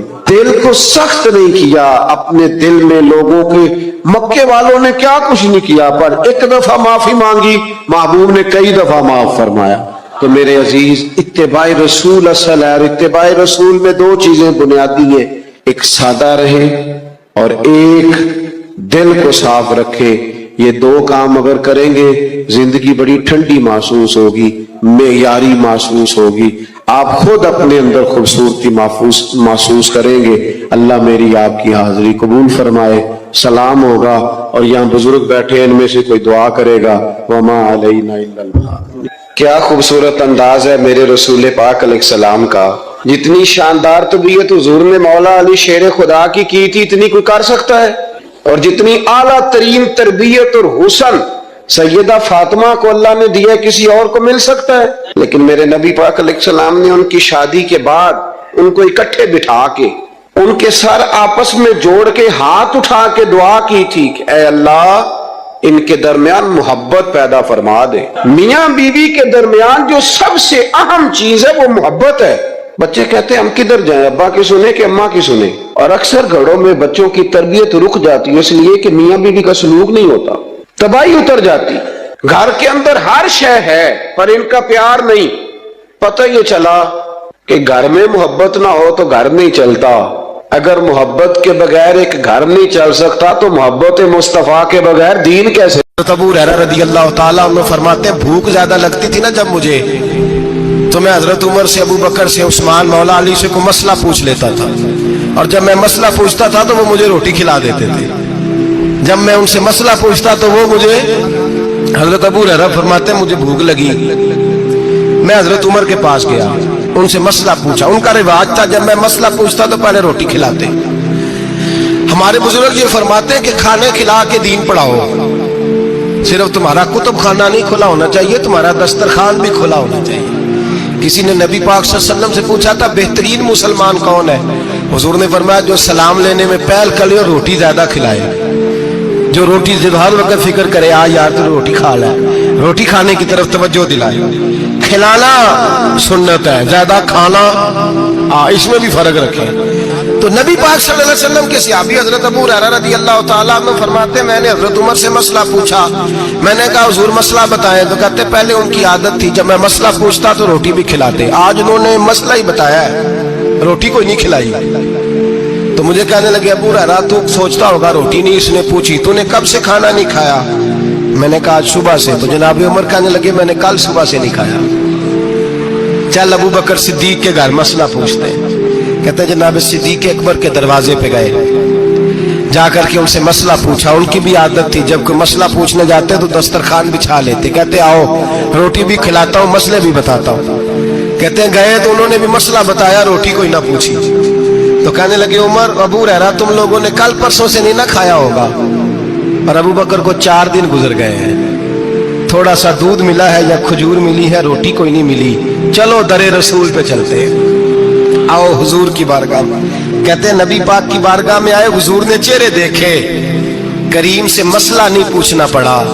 मेरे मुस्तफा करीम ने फरमाया भूख लगी हुई है तुम तीनों को, 3-4 दिन हो गए। अल्लाह के रसूल ने फरमाया मुझे पूरा हफ्ता हो गया है। सबब कुछ और है जिसको तो खुद समझता है। जवाल बंदा ए मोमिन का बेजरी से नहीं, भूख नुकसान का वजह नहीं बनी, वजह कोई और बनी है। रिश्वतें के जो बाजार गर्म हुए हैं लूट मार के, ये रोटी के लिए नहीं, ये ज्यादा खाने के लिए, ये बैंक बैलेंस के लिए गर्म है। ये लूट मार का मकसद कोठियां बनाना है, रोटी का तो रब करीम का वादा है। जो रोज रोता है शाम को कि मेरा कारोबार कोई नहीं, असल में कहता है बंगला कोई नहीं, असल में कहता है कार कोई नहीं, पधारो कोई नहीं, रोटी तो अल्लाह अता फरमाता है, उसका वादा है। फरमाया हुजूर ने 3 दिन बीत गए, चलो। मेरा बेतकल्लफ सहाबी है अबुल हसन अंसारी, वो बड़े नसीब वाले होते हैं जिनको मेरे नबी पाक खुद कहते थे कि तेरी फलानी जिम्मेदारी है। इस जमाने का तो किसी को कह दिया जाए ये तेरी जिम्मेदारी है तो कहता है ये तो फटीके डालने लग गया, यहाँ से तो छुट्टी कर देनी चाहिए। खुश होते थे सहाबा के हमारी जिम्मेदारी लगी। कहते हैं हजरत अबुल हसन अंसारी के घर गए, नबी पाक ने फरमाया भूख बड़ी लगी है खाना ला। कहते हैं हुजूर ने उसे कहा तो उस आदमी को तो वजद ही हो गया। उसने कहा मेरे इतने नसीब कि हुजूर का ये खाना खिला। आओ देखो दुनिया वालों, आज जो सबसे ज्यादा इज्जत वाला है वो मेरा मेहमान बना हुआ है। फरमाते हैं वो दौड़े गए, बकरी उठाई, ज़िबा की, बीवी को कहने लगे रोटी तैयार कर।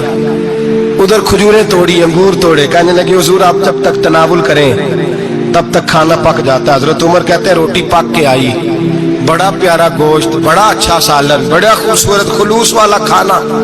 फरमाते मैंने बड़ा ही खाया। नबी पाक ने ना एक रोटी ली और छोटी चपाती, थोड़ा थोड़ा सालन कोनों से, और जब नबी पाक ने खा लिया तो हुजूर की आंखों में आंसू आए। हजरत अमर कहने लगे हुजूर रोए क्यों? नबी पाक ने फरमाया सोचता हूँ 7 दिन के फाके के बाद खाया है, पर डरता हूँ रब इसका हिसाब पूछेगा तो जवाब कैसे देना है, इसका हिसाब भी तो देना है ना जो खाया है। तो हजरत उमर फारूक के हाथ में कुछ चीज थी, जोर से जमीन पे मारी, का महबूबा 7 दिन के बाद भी रोटी खाए तो हिसाब देना है। नबी पाक फरमाने लगे उमर वो मालिक है ना, तो जब देता है तो हिसाब नहीं ले सकता, हिसाब तो देना है, हिसाब तो देना है, तैयारी रखो। सहाबा किराम फरमाते हमने इरादा किया कि आज के बाद हम फिर फाके करेंगे, कम खाएंगे, इसलिए कि हिसाब देना है। मेरे भाई वो फाका कशी करते थे, डरते थे। वहां तो लोग खा के बीमार है, खाते जा रहे हैं, सोते जा रहे हैं, खाते जा रहे हैं, सोते जा रहे हैं। ये भी वक्त आएगा रमजान शरीफ का, सवेरे दर्श पे आओ कहते नींद बड़ी आती है, सवेरे 2 सिपारे पढ़ के सोया करो कहते शाम नींद बड़ी आती है। फजर के बाद ही तो वक्त होता है अल्लाह अल्लाह करने का, शहरी का, खाते जा रहे हैं, सो लोग जमात से नमाज नहीं पढ़ते सो जाते, जमात का सवाब छोड़ के सो जाएंगे। भाई रमजान मुबारक में फाका कशी की ट्रेनिंग होती है, फाका कशी की तरबियत ले रमजान में, रोके अपने आप, तरबियत होगी। रोजा एक प्रैक्टिस है, एक मुजाहिदा है, एक जद्दोजहद है। जद्दोजहद किस चीज की? अल्लाह की रजा के मुताबिक अपने आप को ढालने की जद्दोजहद। सौम का लुग़वी माना होता है रुक जाना, حلال رزق سامنے پڑا ہے، حلال مشروب سامنے پڑا ہے، حلال رشتہ بیوی کا موجود ہے، لیکن ان سب چیزوں سے حالت روزہ میں رکنا، اللہ کی رضا کے لیے رکنا، اس کا نام روزہ ہے۔ نبی پاک علیہ السلام نے جوانوں کو حکم دیا ہے، یا معاشر الشباب، او جوانوں، یا رسول اللہ کیا حکم ہے؟ فرمایا یا نکاح کر لو اگر طاقت ہے، نہیں طاقت تو روزے رکھو۔ حضور روزے سے کیا ہوگا؟ فرمایا تمہارا نفس کچلا جائے گا، شیطان وسوسہ اندوزی نہیں کرے گا۔ حضرت جناب سیدنا جنید بغدادی، بغداد کے پیر سے کسی نے پوچھا تھا آج سے 1100-1200 سال پہلے، وہ تو زمانہ ویسے نیکی اور پرہیزگاری کا تھا، کہا بابا جی مرد اور عورت نیک ہو، بغیر پردے کے، بغیر حجاب کے، بغیر دیوار کے بیٹھ کر ایک دوسرے کو دین سکھا سکتے ہیں؟ حضرت صاحب بتائیے، مرد اور عورت نیک ہو تو بغیر پردے اور حجاب کے ایک دوسرے کو دین سکھا سکتے ہیں؟ تو حضرت جنید بغدادی فرمانے لگے سکھانے والا حسن بصری ہو اور سیکھنے والی رابعہ بصری ہو تو پھر بھی بغیر پردے کے بیٹھنے کی اجازت نہیں۔ تو مفتی صاحب کو اجازت کس نے دی؟ مولانا صاحب کو اجازت کس نے دی؟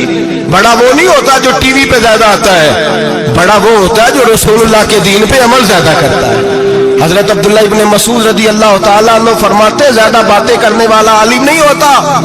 حضور پھر عالم کون ہوتا ہے؟ فرمایا پڑھو قرآن، انما یخشی اللہ من عبادہ العلماء، فرمایا بڑا عالم وہ ہوتا ہے جو اللہ سے زیادہ ڈرتا ہے، اس لیے کہ رب فرماتا ہے میرے بندوں میں سے جو عالم وہ ہیں جو اللہ سے زیادہ ڈرتے ہیں، خوف رکھتے ہیں۔ تو میرے بھائی رمضان المبارک میں بچنا ہے۔ روزہ کس پہ فرض ہے؟ امیروں پہ کہ غریبوں پہ؟ جی کہنے میں تو کام ہی، میرا تو کام ہی محنت مزدوری والا، میں کیسے روزہ رکھوں؟ میں تو دیہڑی لگاتا ہوں تو روزہ کیسے رکھوں؟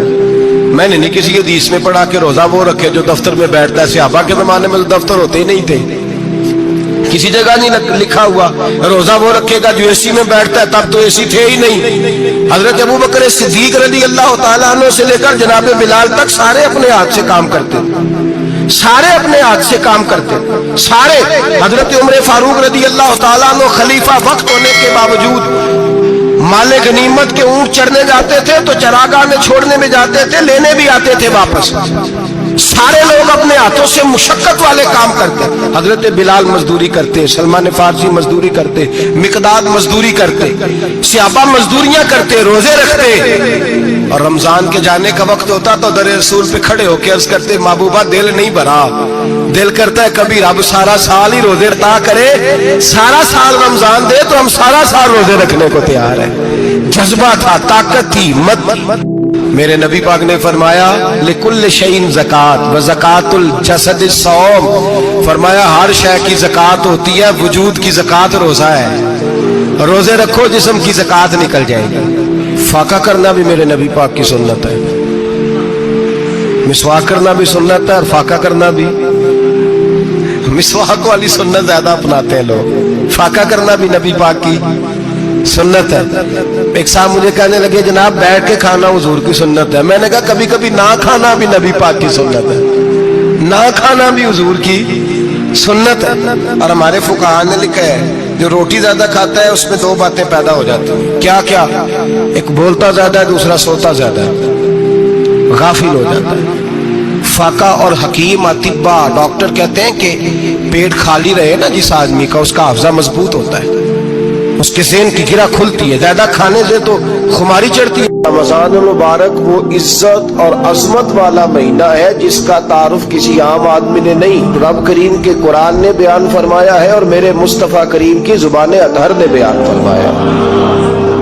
لیکن آنے سے پہلے بخاری مسلم میں حدیث ہے، حضرت سلمان فارسی رضی اللہ تعالیٰ عنہ کہتے ہیں رمضان شروع ہونے سے پہلے نبی پاک نے ہمیں مسجد میں بلایا اور خطبہ ارشاد فرمایا باقاعدہ، اور ارشاد فرمایا لوگوں تم پر ایک مہینہ آنے والا ہے جس میں اللہ اپنے بندوں پر خاص قسم کی رحمتوں کا نزول فرماتا ہے۔ خود رسول پاک نے ہمیں کس قدر زیادہ اس مہینے کا اکرام کرنا ہے اور کس قدر زیادہ اس کو اہمیت دینی ہے اور کس قدر زیادہ ہمارے لیے وہ باعث عظمت ہے کہ جس مہینے کے فضائل خود رسول پاک علیہ السلام نے بیان فرمائے۔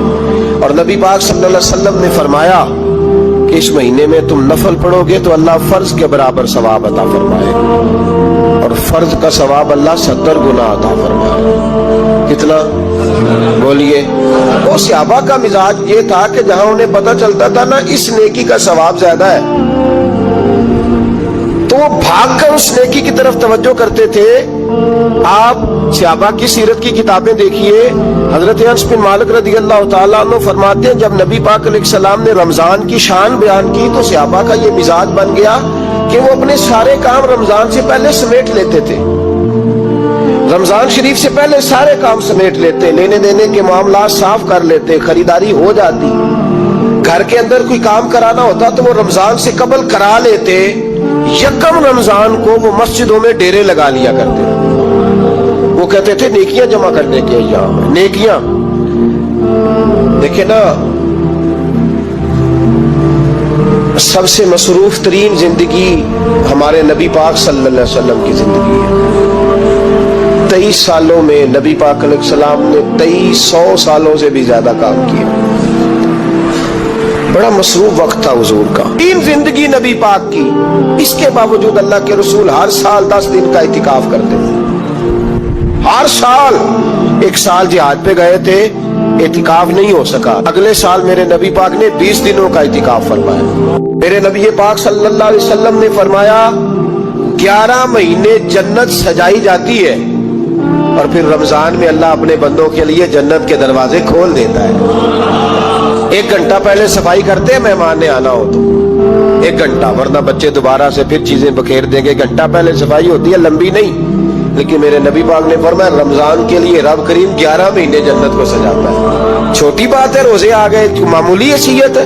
ہم لوگ انہی معاملات میں، میں منع کرتا ہوں، ہمیشہ منع کرتا ہوں، آپ کو ہر سال منع کرتا ہوں، میں پابندی سے 1-2 اخبار ڈیلی دیکھتا ہوں، میرا ناشتہ نہیں ہوتا جب تک اخبار نہ ہو، چونکہ بزرگوں کا فتویٰ ہے جمعے کا خطبہ وہ دے جو عالمی حالات سے باخبر ہو۔ ہم کوئی رسمی تقریر نہیں کرتے کہ لوگوں کو کہیں کہ روزے آ گئے تو کون سا مہینہ چل رہا ہے تو مہینے کے حساب سے خطاب ہو۔ رسول اللہ صلی اللہ تعالی علیہ وسلم کی امت کے جو ذمہ دار اور پہرے دار ہوتے ہیں انہیں امت کی پہرے داری کرنی ہوتی ہے، اس لیے وہ یہ نہیں دیکھیں گے کہ کون سا موضوع چل رہا ہے اس پر میں نے 1 گھنٹہ گزارنا ہے، ترجیحات پر بات ہوگی۔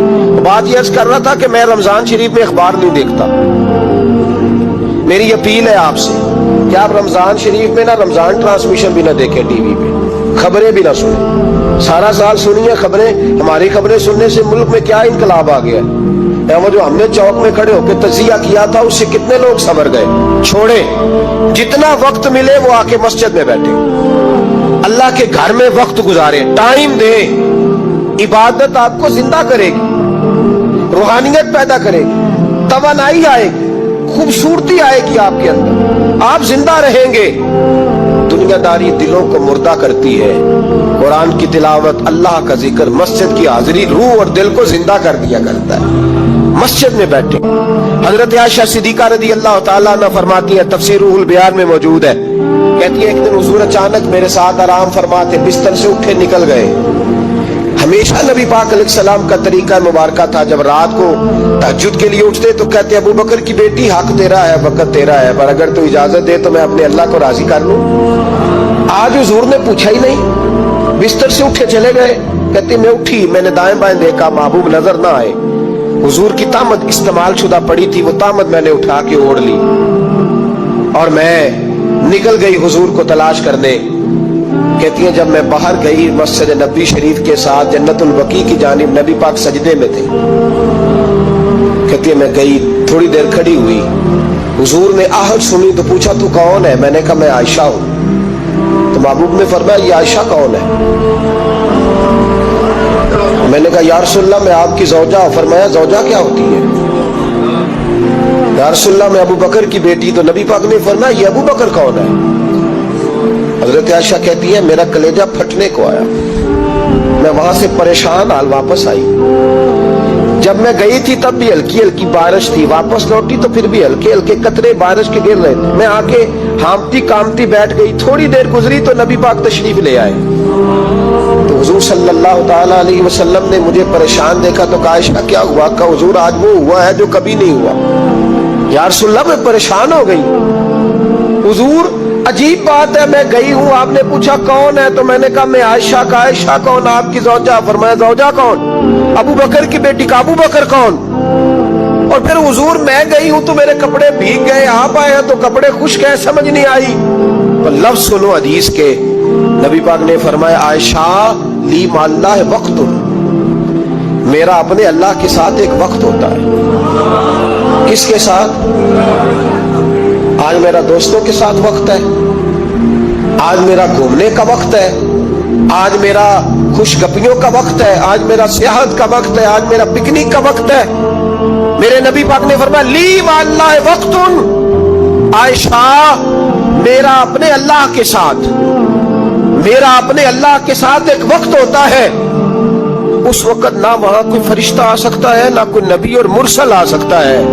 जब फरिश्ता और नबी नहीं आ सकते तो आयशा और अबू बकर कैसे आ सकते हैं? तो कहा या रसूलल्लाह फिर वहां होता कौन है? तो हुजूर फरमाने लगे एक मैं होता हूं, दूसरा मेरा रब होता है, तीसरा कोई मौजूद नहीं होता। उम्मत को दर्श दिया, एक वक्त 24 घंटों में ऐसा लाया कर इसमें तू अपने रब को दुखड़े सुनाए, इसमें तू दुआएं मांगे, इसमें तू अर्ज और नियाज करे, इसमें तो अपने गुनाहों की माफी चाहे।